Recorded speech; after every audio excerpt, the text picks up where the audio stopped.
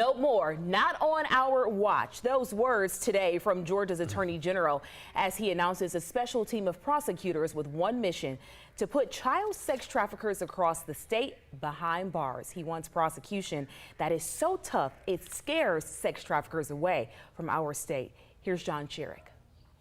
Today we say no more.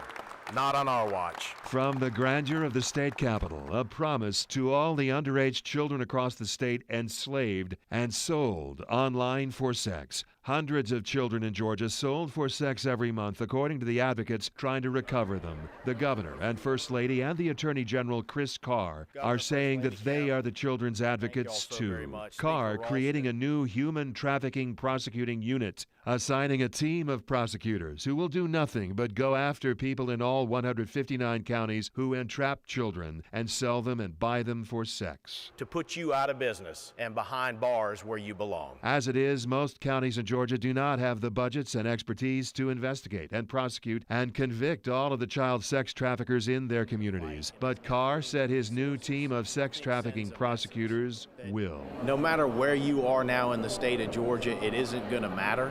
You're going to have the state attorney general's office that's willing to go there, going into court, making sure that those that are buying and selling are put behind bars. Those who work with children, including Kamala Zulfagari of Street Grace, expect that traffickers will begin leaving Georgia children alone, just knowing the state now has a prosecution team going after everyone, the dealers and the customers. And that's a very, very serious penalty, thanks to our Georgia legislature and Governor Kemp.